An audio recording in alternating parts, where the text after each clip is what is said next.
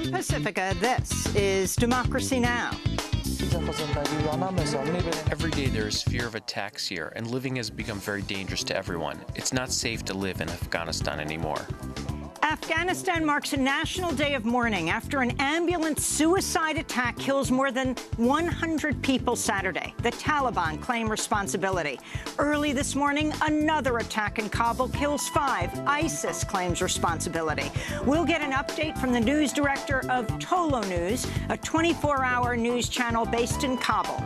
Then Michigan's Attorney General has launched an investigation into Michigan State, and the entire board of directors of USA Gymnastics is resigning after team doctor Larry Nassar was sentenced to up to 175 years in prison for sexually assaulting and abusing more than 160 young female athletes. It is abundantly clear that a full and complete investigation of what happened at Michigan State University from the president's office down is required. Now, this investigation is and will continue to be independent. It will be thorough. It will be transparent. And it will be prompt. We'll talk to reporter Mark Alicia, part of the investigative team at the Indianapolis Star, who broke the story, and look at his latest piece, What's Next for USA Gymnastics? A long, tough road at best. Then we'll speak with Mother Jones reporter Ari Berman about the concerns over the Trump administration's newly announced plans to add a question on citizenship to the 2020 census. The census determines who is counted, literally. Who is counted in terms of congressional representation, who is counted in terms of people getting resources, federal money, government programs. Often blacks, Latinos, Asian Americans, low-income voters are undercounted already by the census. About Berman's new piece for Rolling Stone, how the GOP rigs elections. All that and more coming up.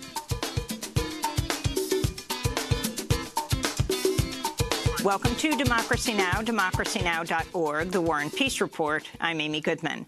Afghanistan has declared a national day of mourning after more than 100 people were killed in a suicide attack in the capital, Kabul, Saturday. The Taliban's claimed responsibility in which the attack in which militants detonated an ambulance packed with explosives in the middle of a crowded street. More than 235 people were wounded. This is Samim and Mohammed, who each own small shops near the site of the attack. Every day there is fear of attacks here, and living has become very dangerous to everyone. It's not safe to live in Afghanistan anymore. It was a really dangerous blast, and people were running everywhere. Some had received injuries on their head and some on their hand, and everyone was shocked. Most of them were wounded by broken glass. Meanwhile, in a separate attack today, 11 Afghan soldiers were killed after ISIS militants stormed an Afghan army base in Kabul. After headlines, we'll go to Kabul, Afghanistan for the latest on the attacks and today's day of mourning. The entire board of directors of USA Gymnastics is resigning after team doctor Larry Nassar was sentenced up to 175 years in prison for sexually assaulting and abusing more than 160 young female athletes, including Olympic gold medalists, under the guise of providing medical treatment. Michigan State University athletic director Mark Hollis has also announced he's retiring only days after the president of Michigan State, Lou Anna Simon, resigned amidst mounting questions about whether the university ignored Dr. Nassar's abuse. Nassar worked at Michigan State from 1997 to 2016. We'll have more on Dr. Larry Nassar's abuse, which is being described as the worst sexual abuse scandal in U.S. sports history, later in the broadcast, as the Michigan Attorney General has launched an investigation. President Trump is expected to ask for $716 billion for military spending in the 2019 budget, a major increase over recent years. The proposed increase comes after Defense Secretary James Mattis unveiled a new military strategy that focuses on countering and potentially fighting China and Russia. Meanwhile, the fitness tracking company Strava has inadvertently revealed highly sensitive U.S. information about secret military bases when it published maps of the running and exercise routes of its users. The global heat maps show the running routes of soldiers in and around military bases, including in Afghanistan, Syria, Iraq, and Djibouti. While some of the bases were already known, others, such as a small compound to the southwest of the U.S. military base, Camp Lemonnier in Djibouti, appear to be undisclosed black sites. Demonstrators rallied outside the White House Saturday to protest President Trump's repeated efforts to ban refugees and citizens from some majority Muslim nations from entering the United States. The protesters also decried President Trump's efforts to roll back protections for immigrants, women, people of color, and LGBT people throughout his first year in office. In more news from Washington, D.C., lawmakers are battling over whether to classify a 4-page document written by the California Congress member Devin Nunes, chair of the House Intelligence Committee, in which he claims that under the Obama administration, the FBI surveilled the Trump campaign. The House Intelligence Committee may vote to declassify the memo as early as today. Democratic lawmakers are accusing Nunes of trying to derail and undermine Special Counsel Robert Mueller's investigation into the Trump campaign and trying to release the document. In Honduras, U.S.-backed President Juan Orlando Hernández was inaugurated for a second term Saturday amidst massive protests denouncing widespread alleged voter fraud in the November 26 election. This is Mario Armendariz, one of the protesters. Facing the army and Juan Orlando's murderous police, facing the narco dictatorship that is being installed in our country, also protesting for the 39 dead comrades who were murdered for the simple act of protesting, for demanding the right to vote, which we went and cast our vote, and we worked and defeated the narco dictator who had all the state's money, yet we defeated him, and he is taking power by relying on the armed forces and the police. The Honduran military has killed dozens of protesters since the contested election on November 26th. In Albania, 10,000 protesters poured into the streets Saturday to demand the resignation of the Albanian Prime Minister Edi Rama over accusations of corruption and links to organized crime. Meanwhile, in Russia, opponents of Russian President Vladimir Putin held protests in cities across Russia, demanding a boycott of the upcoming presidential election, which they say is rigged. At least 180 protesters were arrested, including Russian opposition leader Alexei Navalny. In Germany, more than 10,000 people took to the streets of Cologne Saturday to protest the Turkish military bombing and ground offensive against the Kurdish city of Afrin in northwestern Syria. Protesters also rallied in Paris over the weekend to denounce the Turkish military offensive in Afrin. The Syrian Observatory for Human Rights says the offensive has killed at least 51 civilians, including 5 children from the same family. In New Jersey, Immigration and Customs Enforcement agents, known as ICE, have detained 2 fathers as they were dropping their children off at school. On Thursday, Roby Sanger was detained by ICE after dropping his 2 daughters off at school, while Gunawan Lim was detained after he dropped his daughter off at the school bus stop. A third man, Harry Pangamanan, has taken sanctuary at the Reformed Church of Highland Park in New Jersey after he says he saw undercover ICE agents waiting outside his home as he was preparing to drive his daughter to school. All 3 immigrants are originally from Indonesia. Meanwhile, a number of immigrant rights activists will be attending President Trump's State of the Union address on Tuesday at the invitation of progressive lawmakers. Among those attending, Cesar Espinosa, immigrant rights activist in Houston, Texas, and Amy Gottlieb. She is an immigration lawyer and the wife of detained New York City immigrants' rights leader Ravi Ragbir. She'll be accompanying Congressmember Nydia Velázquez. And Supreme Court Justice Ruth Bader Ginsburg has announced she will not be attending the State of the Union. She's been a vocal critic of President Trump. The Justice Department seeking to add a question about whether people are U.S. citizens to the U.S. 2020 census. Immigrant rights advocates have slammed the move, saying it'll cause millions of people not to participate in the census and therefore further limit government services and political representation in majority immigrant communities. The longtime investigative journalist Robert Parry has died at the age of 68. As a reporter at the Associated Press in the 80s, he helped expose how the Reagan administration was secretly sending arms to Iran in what became known as the Iran-Contra scandal. Bob Parry also revealed the role of the U.S.-backed Nicaraguan Contras in drug trafficking here in the United States. The Contras became involved in drug trafficking in the 1980s. It was done partly to help raise money for themselves. They were in a very unique position, working with the United States government on one side and then also becoming a way for South American drug dealers to move their supplies, their material, their contraband up into the United States. So because the Contras became an intermediary for that, they also had some protection because they were working for the U.S. government, and the U.S. government was very hesitant to blow the whistle on them. That's Robert Parry speaking on Democracy Now! In 2006. Since 1996, Parry ran the news website consortiumnews.com. In 2015, he received the I.F. Stone Medal for Journalistic Independence from the Nieman Foundation. And the Time's Up and Me Too movements took center stage at Sunday night's Grammy Awards. Among the inspiring speakers was Cuban-Mexican singer Camila Cabello, who spoke about growing up as an immigrant and demanded justice for dreamers. Tonight, in this room full of music's dreamers, we remember that this country was built by dreamers, for dreamers, chasing the American dream. Another one of the most powerful speeches came from singer Janelle Monáe.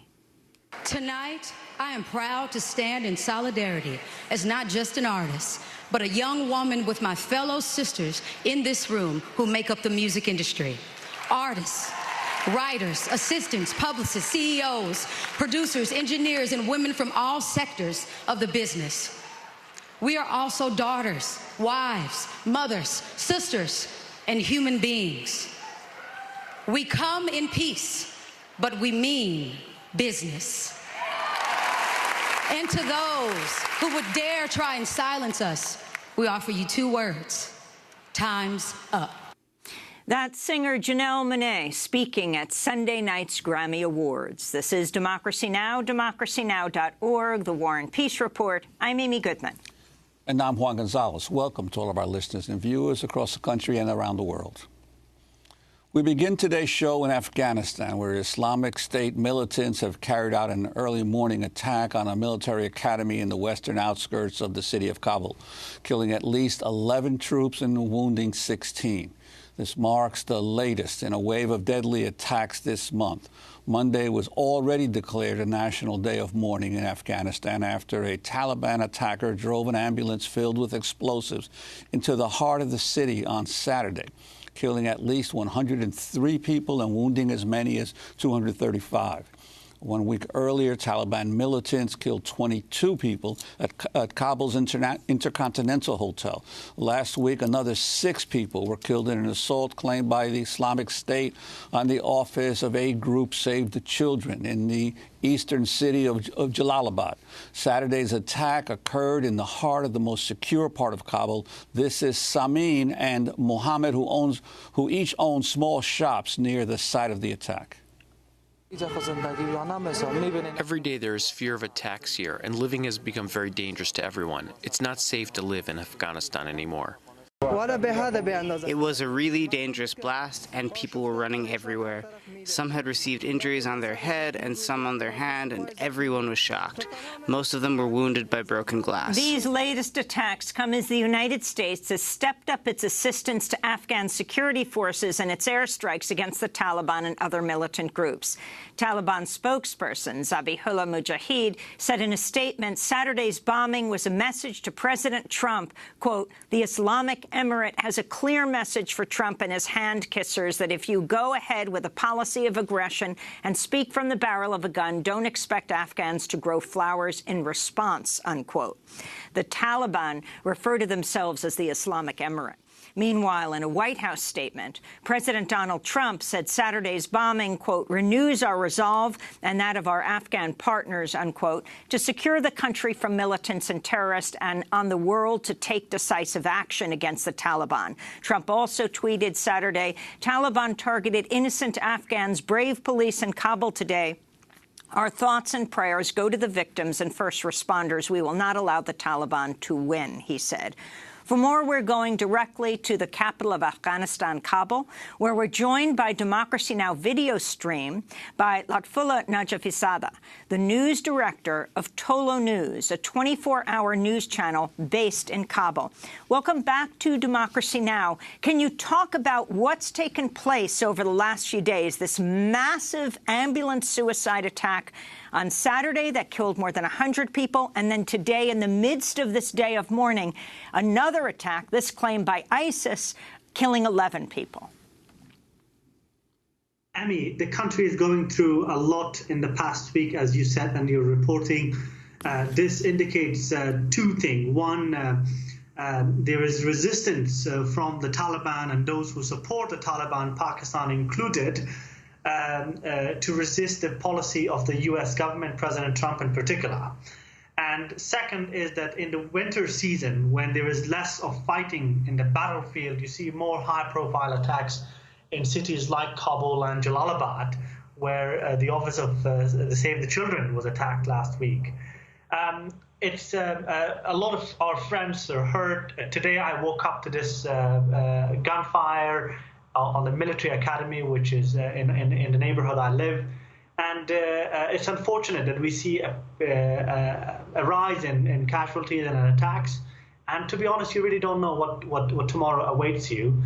So there is an unprecedented level of violence happening in the heart of the capital, which also suggests the lack of the capability and also the failure of the Afghan government, the security institutions particularly, to protect the city. And could you talk also about that there are many Afghanis who are blaming Pakistan for this new resurgence of these kinds of attacks, claiming that Pakistan is in effect trying to use the Taliban, or especially the Haqqani network wing of the Taliban, as a means of getting back at the Trump administration for its pressure? Well, what I can say is that the Taliban leadership are in Pakistani cities like Quetta, like Peshawar, Miran Shah, and most of, for instance, in the Intercontinental Hotel attack, also the one in 2011, they could trace phone conversation with Pakistani numbers and Pakistani people or Afghans living in Pakistan. So I think the blame is very valid, because you can't really go after some of the people who plan, finance, and train some of these operatives who come and put such a tragic scene at play almost now every day in places like Kabul. Lutfullah, I wanted to go to a clip. Pakistan condemned a suspected U.S. drone strike last week, which targeted an Afghan refugee camp inside northwestern Pakistan. Officials there said the drone strike killed 2 alleged militants with the Taliban-linked Haqqani network. This is Pakistan's Foreign Ministry spokesperson, Mohammed Faisal. Pakistan condemned the drone strike in Kurram agency carried out by the Resolute Support Mission yesterday, which targeted an Afghan refugee camp. Pakistan continues to emphasize to the U.S. the importance of sharing actionable intelligence so that appropriate action is taken against terrorists by our forces within our territory. Pakistan has also been stressing the need of early repatriation of Afghan refugees, as their presence in Pakistan helps Afghan terrorists to melt and morph among them. Such unilateral actions are detrimental to the spirit of cooperation between the two countries in the fight against terrorism. Lutfullah Najafizadeh, could you comment on that drone strike and also explain more the role that Pakistan is playing in your country in Afghanistan?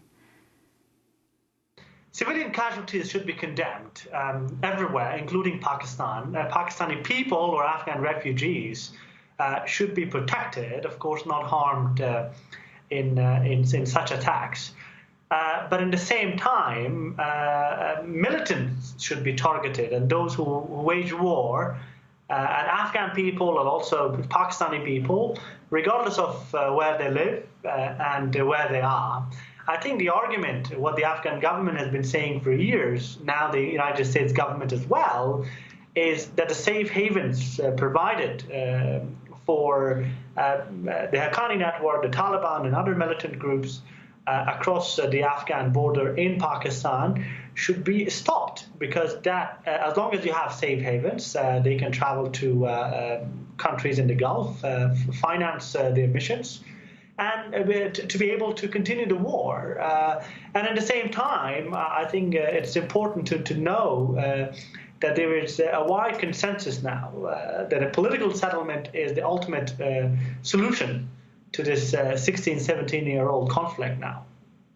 I wanted to ask you about the role of the Afghan security forces. I mean, the United States has spent billions of dollars now, or as you mentioned, over 16 years trying to rebuild the Afghan security forces, and yet they seem not to be able to, even in the capital city, assure the safety of the residents and the citizens of Afghanistan.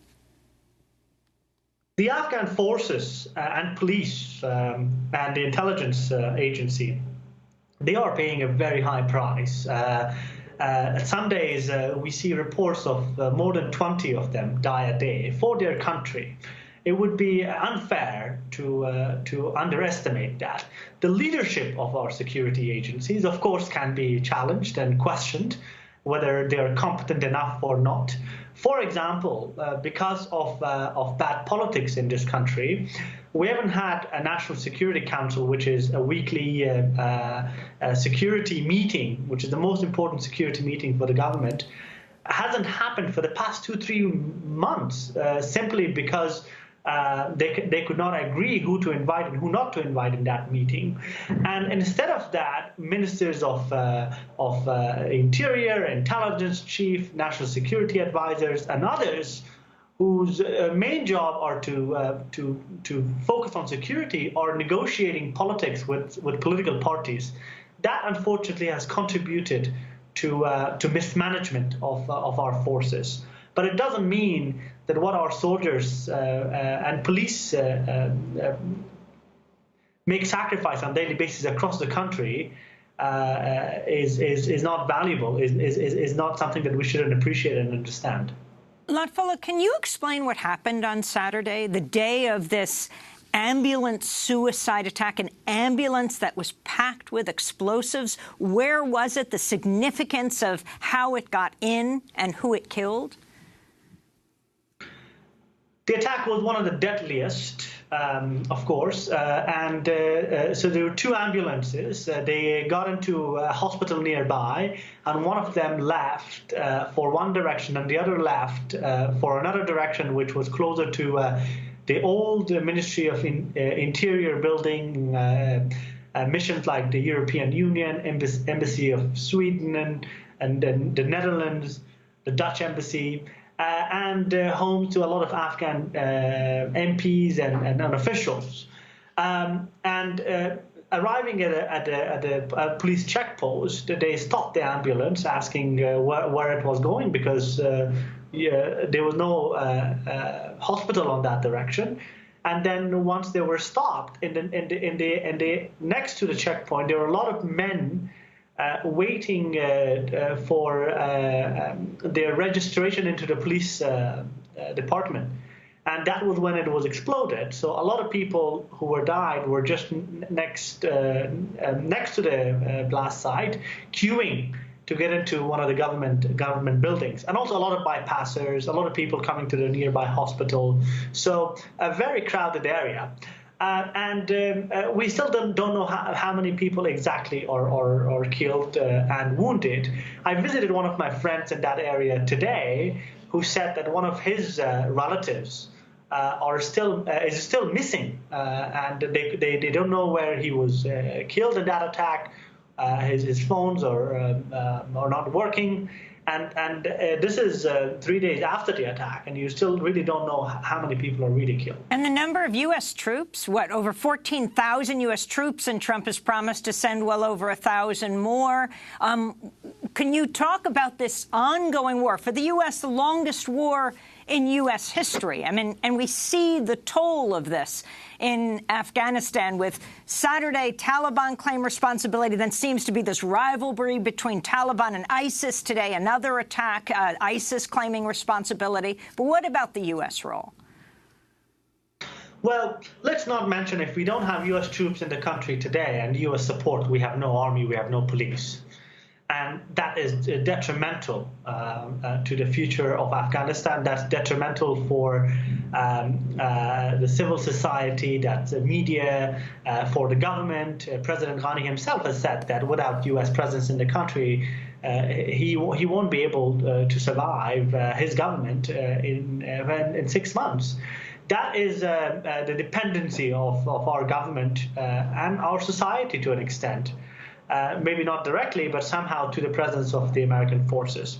What they do, these forces are stationed throughout the country, helping and advising Afghan forces who are engaged in about 20 battles in 20 provinces out of 34 on every single day. That is the magnitude of violence and chaos. And at one point, as you know, we had 100,000 U.S. troops and 50,000 NATO troops, 150, and we didn't have this much of violence. So we can say that this is, of course, it's a quite significant number, but not enough to be able to accompany, train, and advise Afghan forces to fight this very widespread battle throughout Afghanistan. Well, Lutfullah, you say that without the presence of even the U.S. troops, that the present government could not stand. Why is that? I mean, is it because the Taliban do have much greater support in the population than we've been led to believe? I mean, why is it that the government cannot control an insurgency that is supposedly doesn't have much support? Primarily because most of our spending, especially in the defense, is directly coming from Western governments, the U.S. in particular. If you take that money out, that's what I said, you have no army and police in this country. The United States government is paying their salaries on a monthly basis. And the Afghan government, that is about $4 billion plus. And then, of course, there is other direct spending in the civilian side. USAID is spending over $1 billion a year in this country, which helps the economy to grow. So the country is so poor, and of course there is this battle which is happening with support from other countries, that our government cannot stand that level of pressure. The support for the Taliban, to be honest, is very, very low. Some surveys suggest that it's below 10%. And we have seen that throughout the past decade or so. It's not that the Taliban are very popular or other insurgent groups. It's just because institutions are not as strong. It's because we have gone through 4 decades of war and civil war and chaos. And we haven't, and the belief in government isn't that strong. Lutfullah Najafzada, we want to thank you for being with us, joining us from Afghanistan's capital, Kabul, news director of Tolo News, a 24-hour news channel based there in Kabul. When we come back, Michigan's Attorney General has launched an investigation into Michigan State. The entire board of directors of USA Gymnastics is resigning after the team doctor, Larry Nassar, was sentenced to up to 175 years in prison for sexually assaulting more than 160 young female athletes. Stay with us. I pray for you and I. Someday, maybe you'll see the light.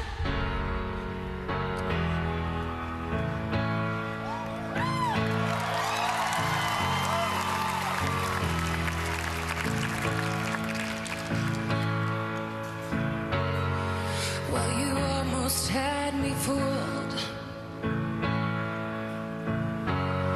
Told me that I was nothing without you. Oh, but after everything you've done,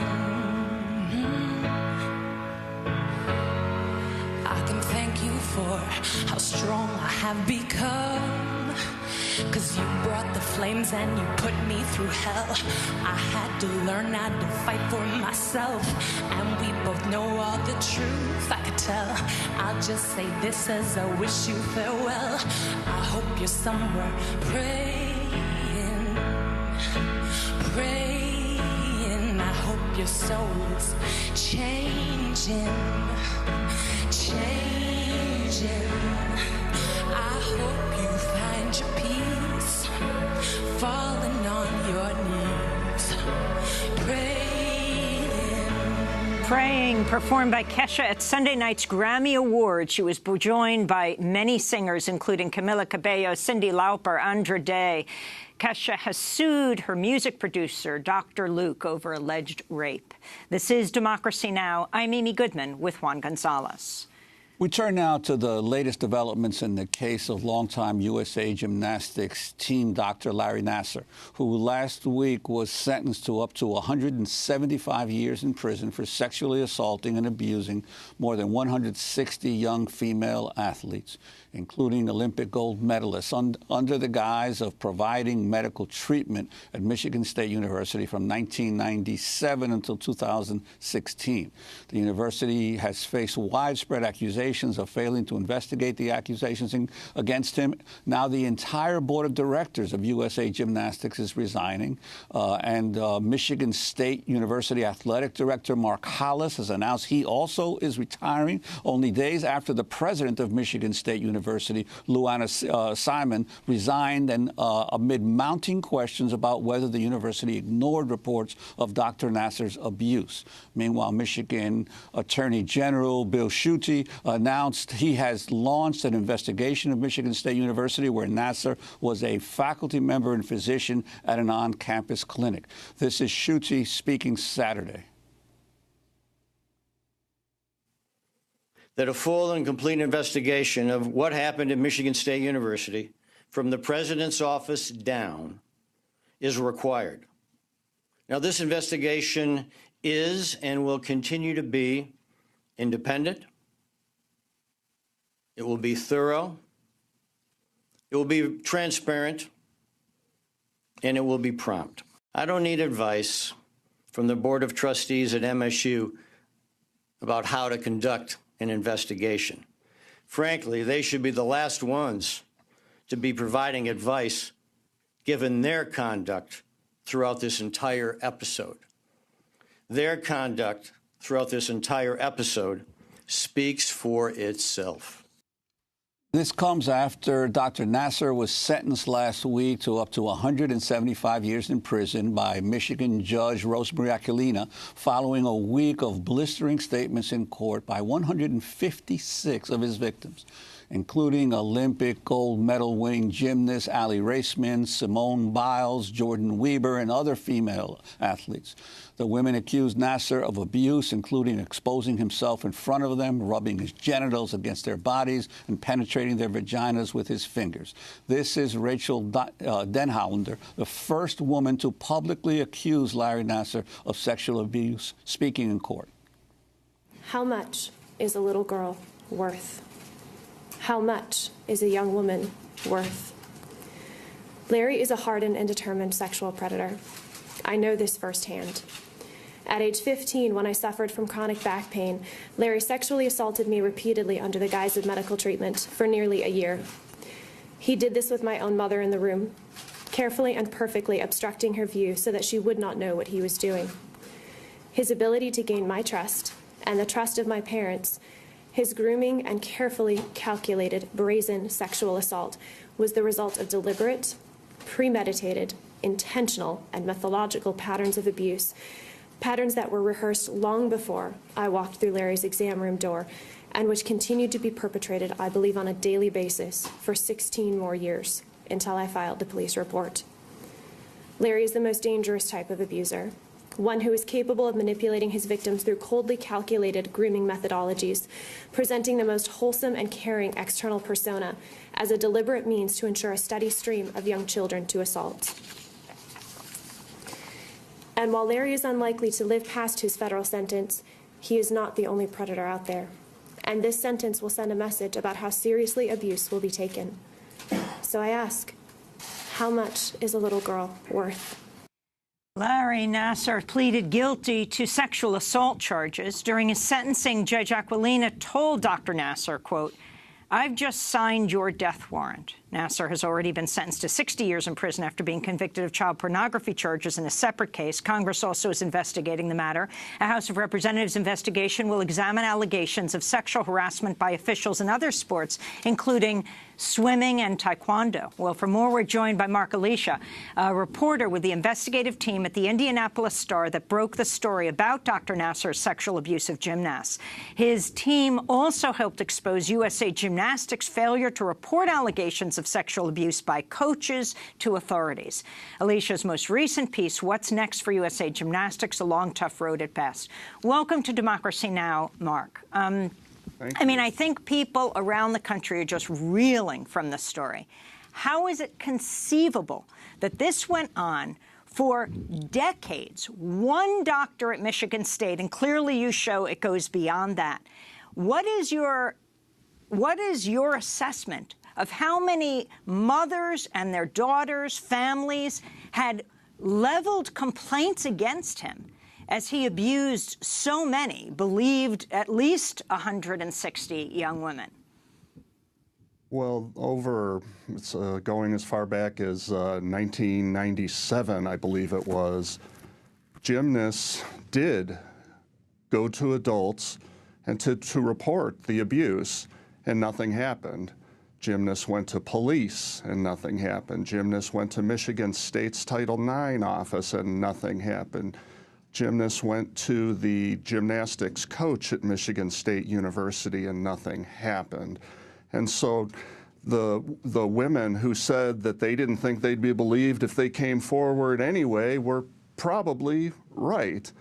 And then for the rest, the survivors talked about this charismatic doctor who was a con man, a manipulator, who groomed girls as with his Olympic experience and using his fame to gain trust. And the girls, and now women, often said that they were uncomfortable with what he was doing, but they thought to themselves, if the great Larry Nassar's doing it, who am I to say it's wrong? And so it continued. But it is important to note there were people who came forward, and there were adults who failed these children and probably could have stopped the spectacle that we saw the last 2 weeks in a Michigan court. And I'm wondering if you could talk about, again, why this happened. Clearly, USA Gymnastics has a huge profile in Olympic sports. Was it the very fear that this money machine, this enormously influential sport would be somehow or other scandalized, that made a lot of these officials seek to keep this information down or look away from what these women were saying? Because I'm reminded very much of the Penn State situation and the scandal of Penn State. Because Penn State football, Joe Paterno was like the god of sports in Pennsylvania, and of course one of his assistants was abusing the athletes. Well, what we found was a culture of fear, really, a culture of secrecy throughout USA Gymnastics, not only at the elite level, but even moving down to the club level. Gymnastics is a judged sport. It's not like track and field where the top 3 finishers in the 100 meters goes to the Olympics. Power at USA Gymnastics was concentrated in very few people, and women who had worked their entire lives, worked very hard their entire lives, fought through injuries for a chance to be on the Olympic team, didn't want to ruffle any feathers. Another problem is the Olympic team, the gymnastics Olympic team, is chosen by committee. It's not chosen by the scores they're awarded at the Olympic trials. They do have an Olympic trials, but a committee makes the decision. So the message is clear that you don't you don't ruffle feathers, or maybe you'll find yourself out off the Olympic team.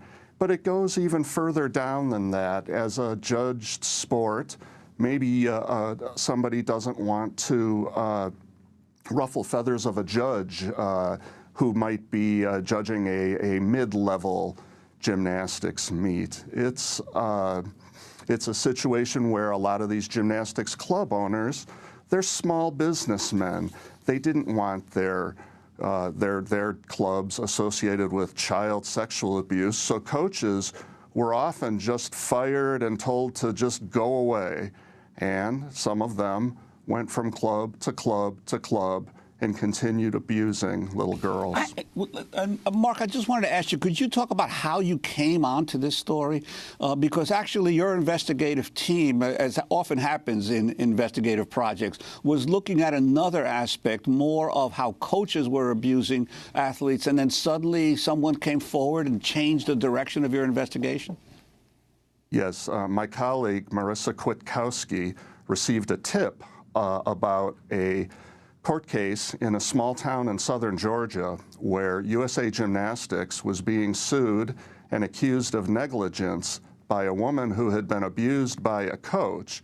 The coach, years earlier, had been on USA Gymnastics, or should have been on USA Gymnastics' radar after it received complaints about him, including one that said, somebody do something about this guy or he's going to rape someone.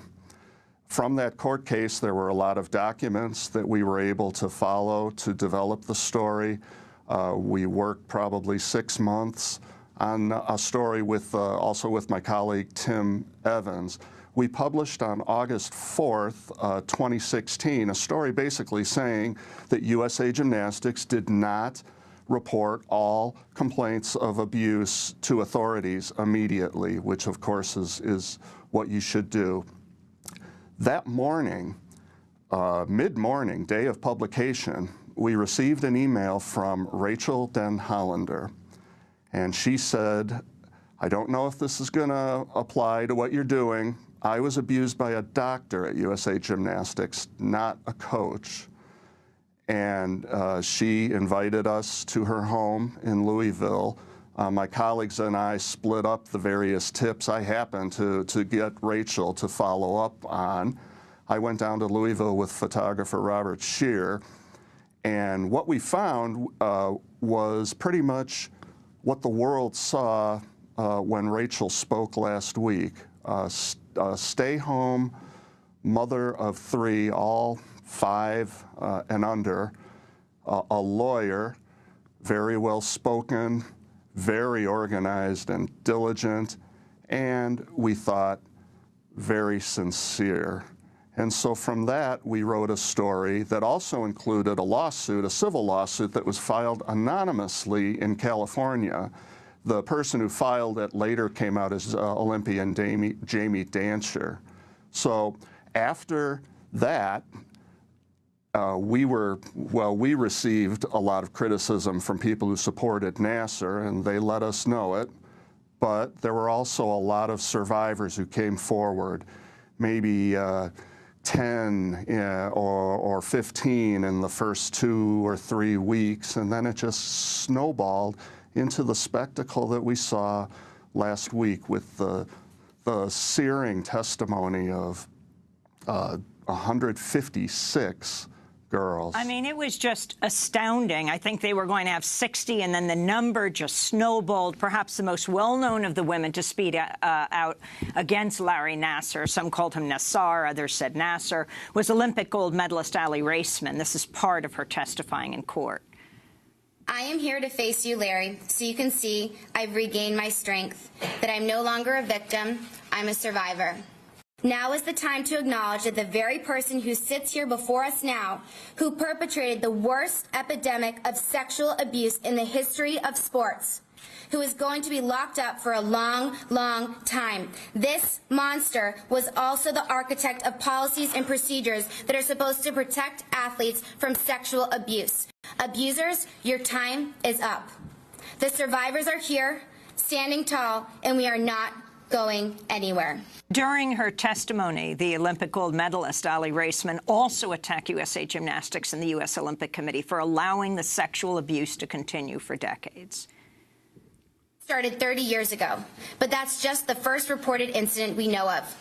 If over these many years just one adult listened and had the courage and character to act, this tragedy could have been avoided. Neither USA Gymnastics nor the USOC have reached out to express sympathy or even offer support.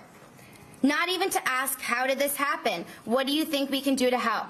Why have I and others here probably not heard anything from the leadership at the USOC? Why has the United States Olympic Committee been silent? Gold medalist Ali Raisman. I want to turn now to Donna Markham, who testified in court against Dr. Larry Nassar. She is the mother of former gymnast Chelsea Markham, who was sexually abused by Dr. Nassar when she was 10 years old. Chelsea went on to commit suicide in 2009. In 2009, she took her own life because she couldn't deal with the pain anymore. It'll be 10 years in March that I lost my baby. She was 23 years old. She would have been 33 now. And every day I miss her, every day. And it all started with him.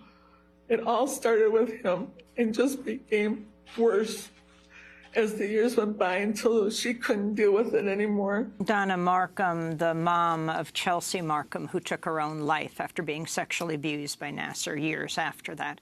As we wrap up, Mark Alicia, the judge in this case, a fierce advocate for the women, Judge Rosemary Aquilina, cleared her docket to allow more than 150 women to testify, and also became very controversial when she said, I would allow some or many people to do to him what he did to others. Can you just speak about her and where this all leads? Well, yeah, she certainly has come under some criticism for how she conducted the sentencing hearing, but as someone who is there and knows some of the survivors, it was a situation where there was healing because of what she did, allowing all these women to speak and to confront Nassar. And I think that those 2 weeks catapulted this into people's consciousness. I mean, our reporting has been out there for quite some time, and it took this woman after woman after woman bravely burying their souls and giving this searing testimony to get people's attention. Now, as for the future, USA Gymnastics has to move forward with an entirely new board.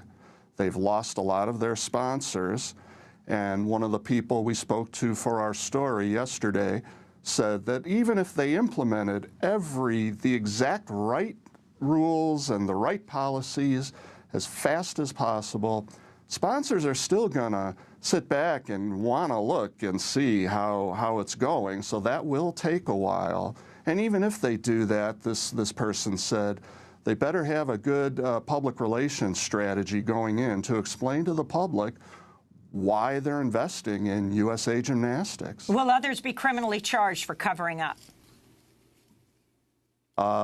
That remains to be seen.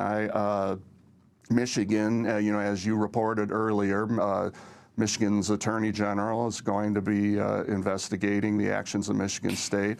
So far as we know, USA Gymnastics has only had a person it hired to come in to evaluate policies and has not been criminally investigated, although I suppose it's possible something's going on behind the scenes that we don't know about. Mark, Alicia, I want to thank you for being with us. Reporter with the investigative team at the Indianapolis Star, which broke the story in 2016 about Dr. Nassar's sexual abuse of gymnasts. His team also helped expose USA Gymnastics' failure to report allegations of sexual abuse by coaches to authorities.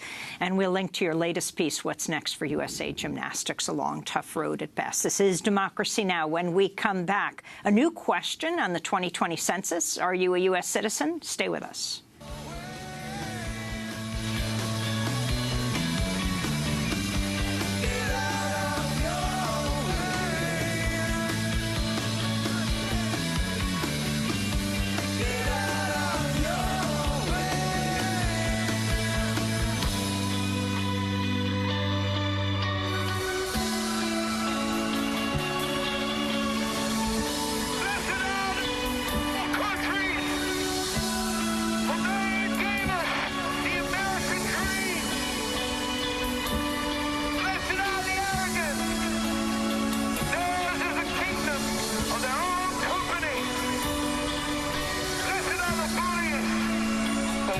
Get Out of Your Own Way, performed by the award-winning band U2 at Sunday night's Grammy Awards on a barge in front of the Statue of Liberty. This is Democracy Now! I'm Amy Goodman with Juan Gonzalez. Well, on Friday, the Trump administration said its request to add a question on citizenship status to the 2020 census is under legal review. The Commerce Department, which oversees the Census Bureau, now faces a March 31st deadline to evaluate the legal basis for the controversial question's inclusion in the upcoming census. Data from the once-a-decade census has major implications for shaping the political landscape. The population count is used to determine how congressional seats are distributed across the country and where hundreds of billions of federal dollars are spent.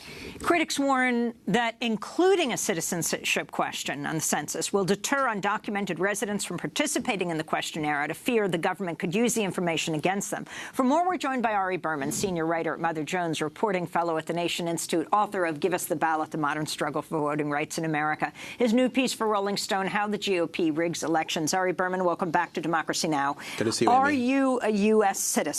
They will possibly ask this question. Talk about it. It sounds like a simple question, but the experts that I talk to say that it will destroy and sabotage the entire census, that given the climate of fear with the Trump administration, nobody, particularly immigrant groups, both non-citizens and citizens, want to answer the question if they're a citizen for fear of how it will be used by the Trump administration.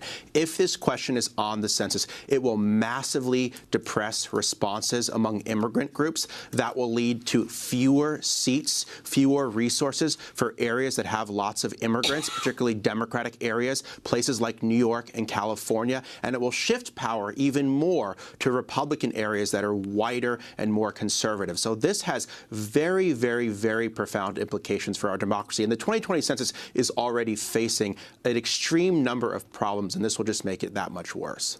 And what the legal basis here in terms of the Constitution and Congress, the United States is supposed to count every person in the United States, right? Not every citizen. Exactly. The census is supposed to count every person in America, non-citizen or citizen, and it's really a constitutionally mandated accurate count. So if the census is manipulated for political purposes or the count is done wrong, there's no way to fix that because the census is supposed to be the final word that determines how districts are drawn, how $600 billion in federal funding is spent. This is one of the most important things the federal government has done every 10 years since 1790, and it's facing unprecedented threats from the Trump administration, from lack of funding to the people that might run it, to this question about citizenship. It's a perfect storm facing the census right now. Us?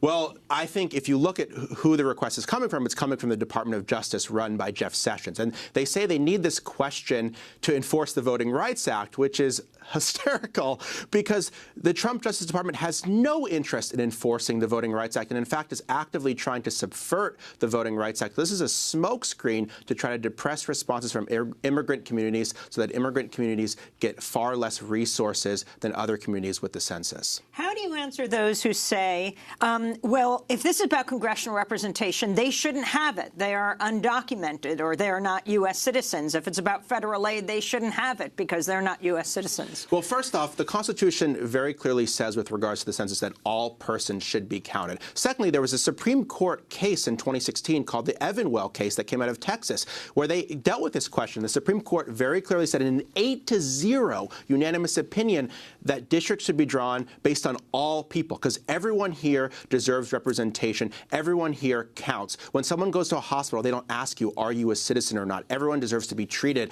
And this would radically redefine American society by asking if you're a citizen or not on the census.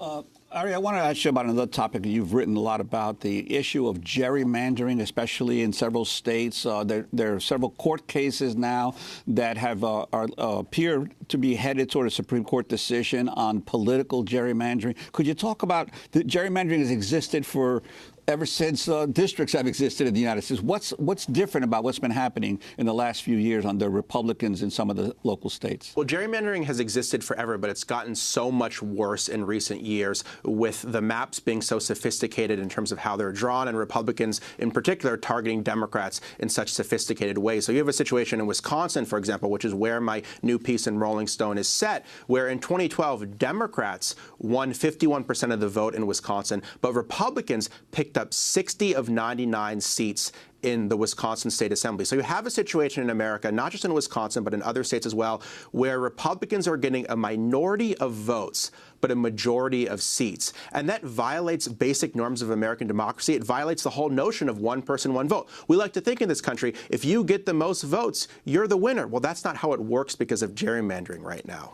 And explain the role of Governor Scott Walker of Wisconsin. Well, Wisconsin has really been the test case, the laboratory for the Koch brothers and so many other people for destroying the progressive movement and corrupting democracy. And Scott Walker's led this effort. Wisconsin, since he took over in 2010, has passed the worst gerrymandering in the country, the worst voter suppression laws, and the worst dark money laws. And what they're doing is they're systematically corrupting every lever of democracy to try to give Republicans more power. And they've turned a purple state, a state that gave birth to unions, to Social Security, to so many other important progressive achievements. They've turned it into a laboratory for the Koch brothers and other big money interests to have their way. And they've decimated all the things that made Wisconsin such an important progressive state historically. And this is the model that Republicans want to export all across the country. And that's why I sent my Rolling Stone article on Wisconsin, because what happens there has had major national ramifications all across the country. And how is it that they're able to, through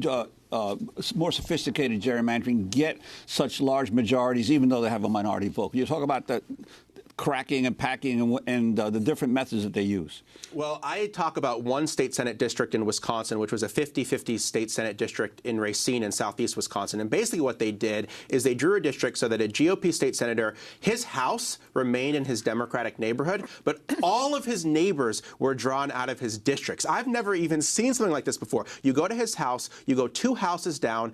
He lives in a Democratic neighborhood. All his Democratic neighbors have been removed, and instead they gave him all of the Republican countryside of Racine and Kenosha County. So that's how they've turned a 50-50 swing district previously into a firmly Republican district. And that kind of thing, both spreading Democrats out, the cracking, and then isolating them into a few areas. The packing is how Republicans have gerrymandered all across the country. What does this all mean as we wrap up for the 2018 midterms? What it means is that a lot of people think that Democrats are going to win, but Democratic chances are going to be hurt by gerrymandering, by voter suppression, by dark money. And regardless of what happens with the political parties, our democracy is under attack on so many different fronts, from gerrymandering, from voter suppression, from unlimited corporate spending. And that's really what should worry all of us. No matter who wins the election, we're living in a rigged system right now. Ari Berman, I want to thank you for being with us. Senior writer at Mother Jones, reporting fellow at Nation Institute, author of Give Us the Ballot, The Modern Struggle for Voting Rights in America. We'll link to your new piece in Rolling Stone, How the GOP Rigs Elections. And that does it for our show. Democracy Now! Is hiring a full-time news fellow. Submit your application by February 5th. Find out more at democracynow.org. And you can sign up for our daily digest and news headlines by texting the word Democracy Now!, one word, to 66866. Democracy Now! Produced by Mike Burke, Renee Feltz, Dina Guzder, Nermeen Sheikh, Carla Wills, Laura Gaddis-Diener, Sam Alcoff, John Hamilton, Robbie Karen, Honey Masood, Trina Nadura. Special thanks to Julie Crosby, Miguel Noguera, Mike DeFilippo. I'm Amy Goodman with Juan Gonzalez.